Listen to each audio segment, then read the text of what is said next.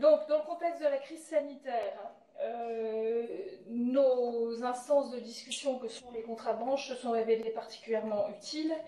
Il y a eu une première série de 6 conférences téléphoniques complétées par des échanges bilatéraux.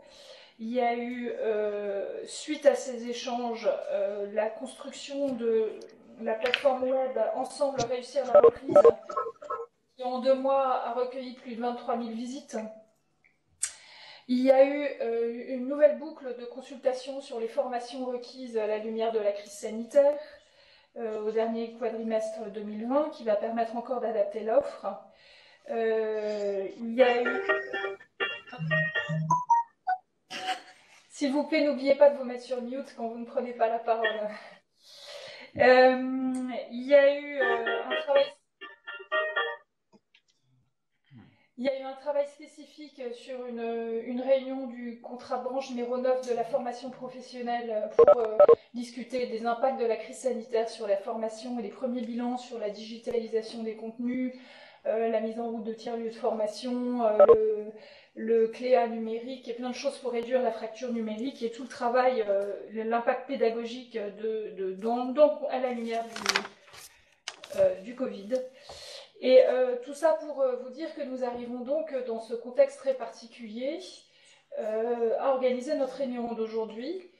Peut-être dans les éléments de contexte, dire aussi que nous avons des nouveaux outils qui nous permettent de travailler ensemble depuis quelques mois, puisque nous avons voté au Conseil régional une enveloppe budgétaire dite d'appui au contrat de branche qui nous permet de financer quelques actions d'appui aux filières économiques. Puisque nous avons notre appel à projet Format Innovation qui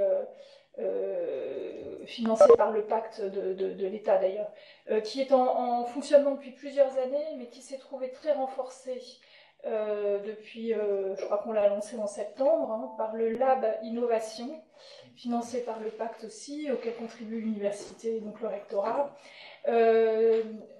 qui est donc un incubateur qui va nous permettre d'accompagner tous les projets que nous finançons dans le format innovation pour la recherche, donc de pouvoir éclairer par la recherche universitaire, mais aussi incuber, permettre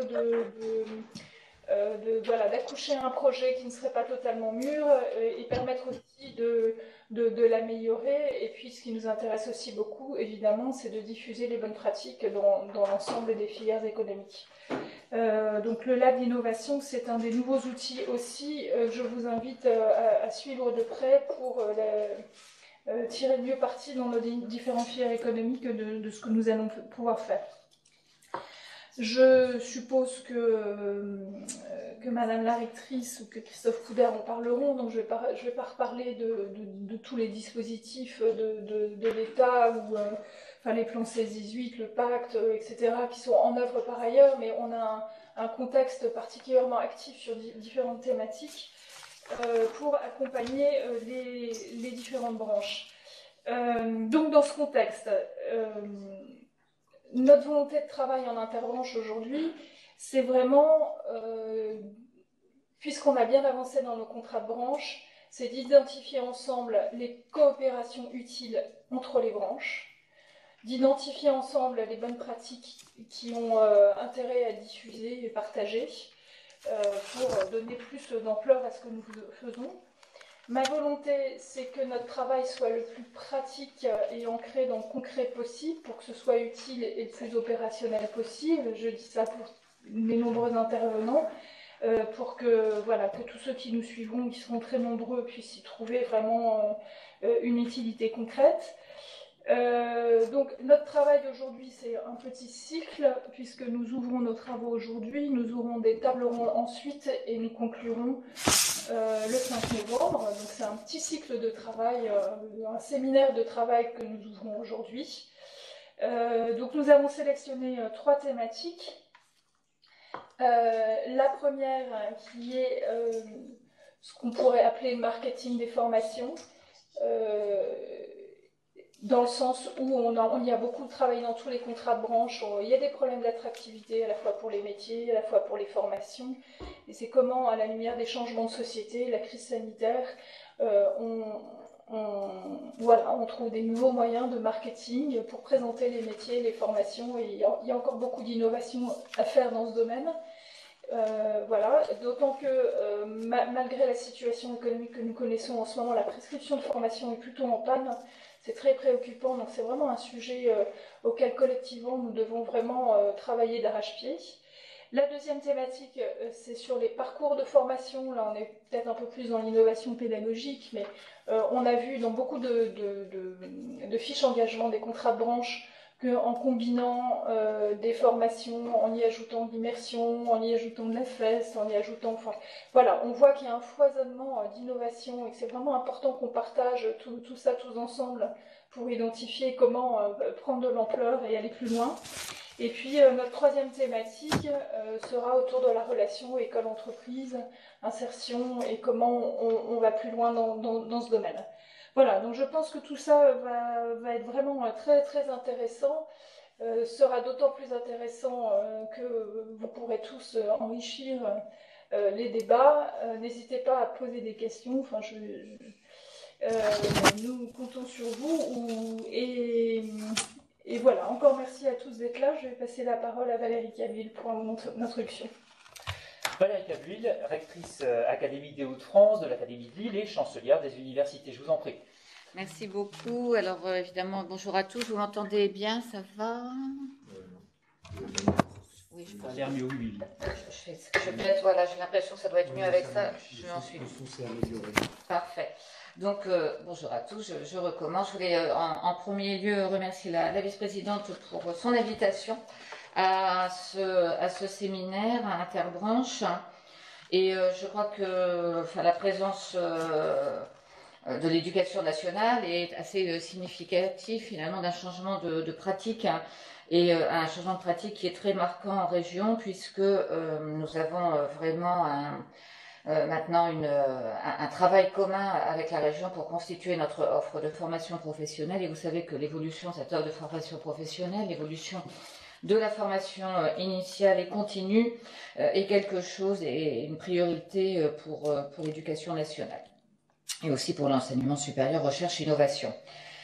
Donc on a une stratégie en fait dans la région académique. Alors je tiens à préciser qu'en tant que recteur de région, je représente les deux académies, l'Académie de Lille et l'Académie d'Amiens.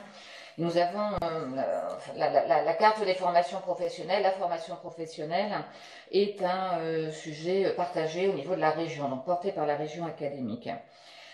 Alors on a une stratégie qui peut peut-être se résumer en deux objectifs partagés, qui est de se mettre le plus possible en adéquation avec les besoins du territoire et les besoins des branches donc sur le territoire, et être garant d'une insertion professionnelle, non seulement à l'issue de la formation initiale, mais aussi tout au long de la vie, ce qui passe, à notre sens, par l'augmentation du niveau de qualification de nos jeunes, parce que, et la crise l'a montré actuellement, tout peut arriver, les métiers évoluent très vite, et nous savons que l'adaptabilité à l'emploi est quand même très facilitée par un niveau de qualification élevé. Alors on a signé en décembre 2018 les contrats de branche dans un double contexte en fait, celui un peu un contexte purement éducation nationale qui est la transformation de la voie professionnelle et notamment du bac pro, et puis un contexte un peu plus général qui est la réforme de l'alternance et de l'apprentissage. On les a signés en se donnant des objectifs chiffrés, et ça n'a pas été quand même des plus simples, et c'était, à mon sens, sans se féliciter nous-mêmes, je crois que c'était assez courageux, parce que qui dit objectifs chiffrés dit le risque de ne pas les atteindre, donc il faut les atteindre, et nous les regardons régulièrement. Chiffrés en termes de quoi? Eh bien en termes de nombre d'apprenants dans chaque filière, chaque niveau, et sous statut scolaire ou sous statut apprentissage ou mixte. Je crois qu'on a été les premiers à faire ça en France. Je pense aussi qu'on est les seuls à faire ça en France. Et à chaque fois que j'en parle à mes collègues recteurs, ils sont intéressés par la pratique. On a plein d'originalités dans notre région. Et je voudrais citer quand même en plus aussi les SPEL, les services publics pour l'emploi local, qui recouvrent aussi cette volonté d'adapter les formations initiales et continues aux besoins des entreprises sur un territoire donné. Une autre originalité, l'existence d'un délégué aux emplois à pourvoir, qui est missionné par le président de région et par le préfet de région. Et finalement, tout cela, cet écosystème, nous a conduit, en tout cas nous pour cette année, à réfléchir profondément sur notre stratégie de formation et à essayer de sortir quelques priorités. Ça s'est traduit à la rentrée 2020 par l'ouverture d'un nombre de places importants en BTS pour accueillir les bacheliers professionnels. On a ouvert 20 divisions de BTS quand même à cette rentrée 2020. On est dans cet objectif d'augmenter le niveau de qualification des jeunes. Bien sûr, vous savez aussi qu'on a eu un nombre de bacheliers plus important que d'habitude, donc on a essayé de les accueillir au mieux.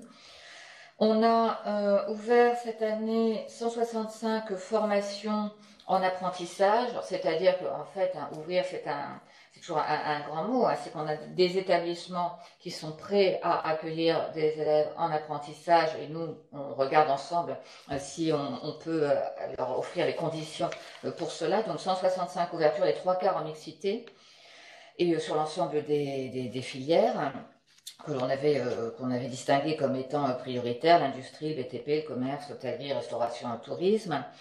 Et puis, nous avons également essayé de faire monter en puissance certaines filières de formation, notamment le numérique, l'hôtellerie-restauration, la santé et le social. Ce qui est ouvrir, ça veut dire aussi fermer. Donc, aussi un travail moins agréable, mais nécessaire, de réduire la capacité sur certaines sociétés de bac pro, par exemple gestion-administration. Alors, les trois thématiques qui ont été rappelées par Madame la Vice-Présidente correspondent totalement à nos sujets. Le décrochage, l'attractivité des métiers, des formations, la formation des publics et globalement ce que Mme Charbonnier qui a fait de marketing des formations. On est en plein dans les compétences partagées État-région. Le décrochage, vous savez, c'est évidemment un travail que l'on mène avec la région et qui a été aussi particulièrement discuté ces derniers temps avec le contexte pour nos élèves, le décrochage numérique en particulier, et le plan à jeunes, une solution présentée par le Premier ministre, a vraiment pour but de raccrocher 35 000 jeunes à l'échelle nationale en proposant des parcours de formation individualisés. Donc je ne reviendrai pas là-dessus, tout le monde connaît, je pense, la philosophie de ce plan, mais bien sûr cela trouve une déclinaison dans notre région. C'est important parce que après 5 années de baisse assez constante, on a remarqué que le taux de décrochage en région académique commençait à stagner, même voire remonter un tout petit peu cette année, hélas. Nous restons à un taux de décrochage supérieur à la moyenne nationale et donc il faut certainement qu'on adapte nos stratégies en la matière avec un plan régional de renforcement des actions de lutte contre le décrochage qui a été élaboré en région académique dès mai 2020. L'attractivité maintenant, parce que ça va être un de nos grands sujets. Je crois qu'on constate un peu toujours que l'on rencontre des entreprises qui se plaignent de ne pas trouver les jeunes qu'elles veulent et nous-mêmes qui nous disons qu'on a des jeunes qui ne vont pas dans les filières qu'il faut. Ce constat, on le fait depuis longtemps, hélas. On a du mal à le dépasser, soyons francs.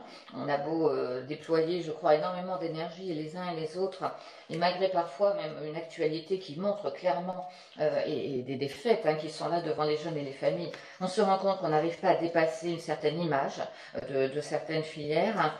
Donc on est vraiment sur cette idée de regarder la voie professionnelle comme une voie d'excellence. Les campus des métiers et des qualifications sont aussi mobilisés pour cela. Les clusters école-entreprise pour la plateforme Proche Orientation, bien sûr, qui met en interaction des professionnels et des jeunes au moment où ils doivent choisir leur orientation. Et tous ces dispositifs ont pour but d'essayer de parler un peu mieux des métiers et de développer l'attractivité de certains métiers en tension. Nous avons dans la région aussi un autre truc original, c'est les référents insertion professionnelle, relations école-entreprise. On appelait ça des RIPRE, les sigles d'éducation nationale, enfin c'est académique donc je dois assumer, les sigles sont parfois étonnants, mais voilà ce que ça veut dire. dans chaque lycée, mais aussi dans chaque collège, parce qu'on sait très bien que c'est au collège qu'on a besoin de savoir parler métier, de savoir aider les jeunes vers leur orientation. Nous avons des matinales de la voie professionnelle et évidemment un plan académique de formation à la connaissance des entreprises à destination des enseignants et des personnels de direction.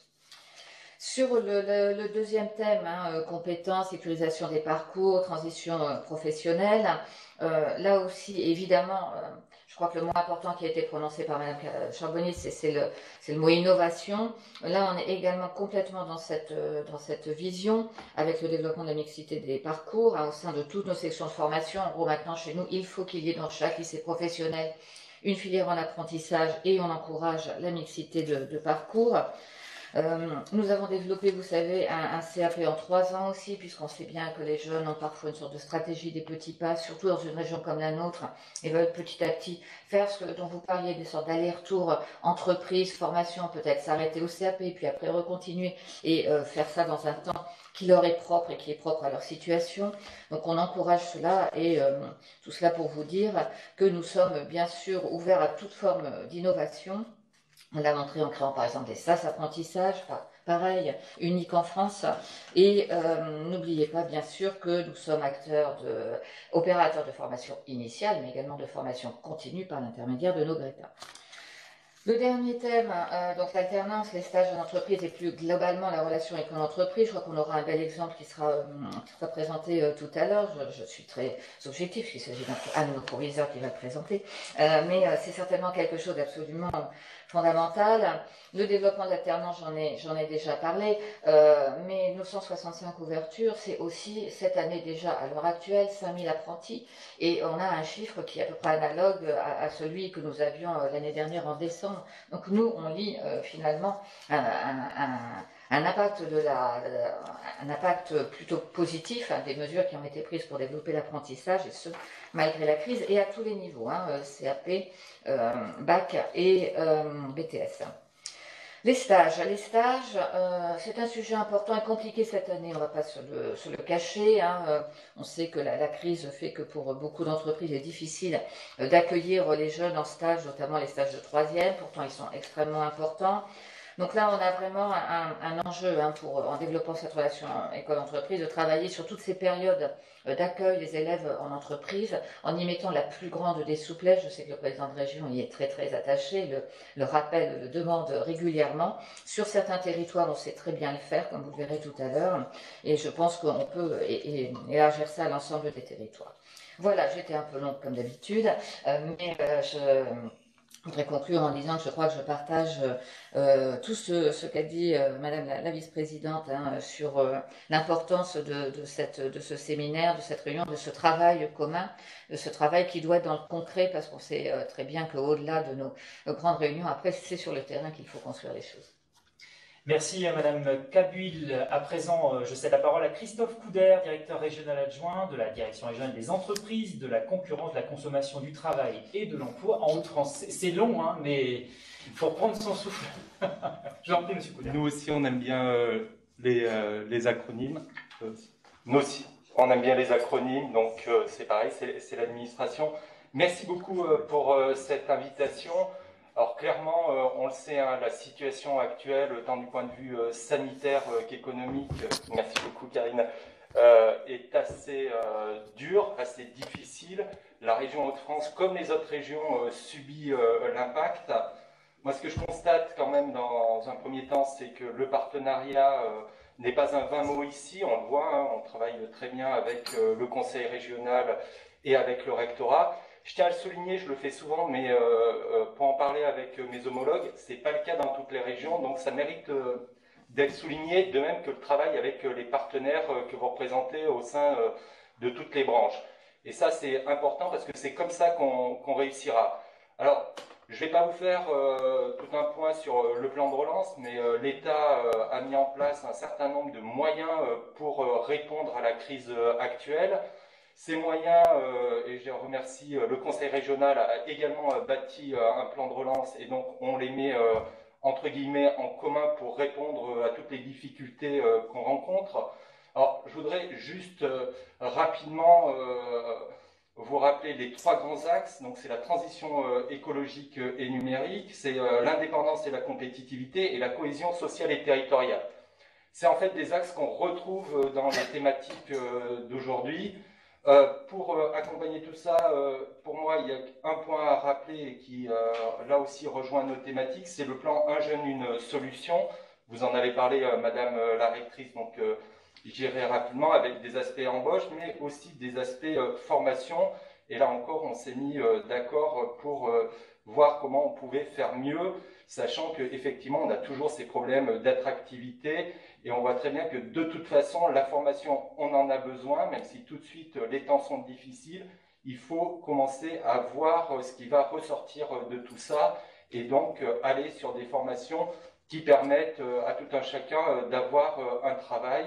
Et pour ce faire, il y a l'apprentissage. Vous l'avez dit, effectivement, cette année, c'est contrairement aux inquiétudes qu'on avait à la pré-rentrée, fonctionne plutôt bien.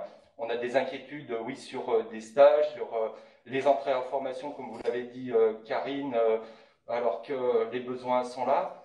En parallèle, nous, ce qu'on voit, c'est que parmi les outils déployés, le FNE Formation, qui est bien là pour accompagner les entreprises, est un outil qui a bien fonctionné, qui fonctionne bien, avec déjà 15 000 salariés formés pour plus de 1000 entreprises, 1100 entreprises dans les Hauts-de-France. Donc, il y a bien des besoins qui sont couverts. Je passe rapidement sur le plan investissement dans les compétences et sa déclinaison régionale où l'État et la région se coordonnent pour attirer des personnes demandeurs d'emploi sur des formations qui répondent aux besoins des entreprises et des territoires. Hein, j'insiste, comme vous l'avez fait, Madame la rectrice, c'est bien ça l'axe de travail qui nous est donné à tout un chacun. Pour finir, je pense qu'il faut bien rappeler, on est totalement en focus avec les thématiques de ce matin. La formation dans sa globalité, donc y compris l'alternance et la formation tout au long de la vie, ce sont des axes importants si on veut demain rebondir ou pour le moins déjà tenir dans la période actuelle. Donc j'ai vu le programme effectivement, alors moi je ne peux pas me vanter d'avoir des collègues qui vont faire une présentation remarquable, mais j'ai lu les pitchs et effectivement je trouve qu'on a des très beaux exemples. C'est bien de les partager, c'est en innovant sur ces aspects-là qu'on pourra réussir à passer ce cap. Et en tout cas, soyez toutes et tous conscients que tant, je me permets, côté conseil régional, rectorat et service de l'État, on est mobilisé. J'en veux pour preuve, et je finirai là-dessus, on avait mis en place du temps de la crise sanitaire stricto sensu une plateforme téléphonique en partenariat notamment avec les consulaires et le conseil régional. On vient de la réactiver sous un focus relance, mais qui est également toujours pour répondre à tous les besoins des entreprises, quels qu'ils soient. Donc je me permets juste de rappeler ce numéro de téléphone, et je demande à tous nos amis des branches de s'en faire écho. C'est le 03 59 75 01 00. Je vous remercie.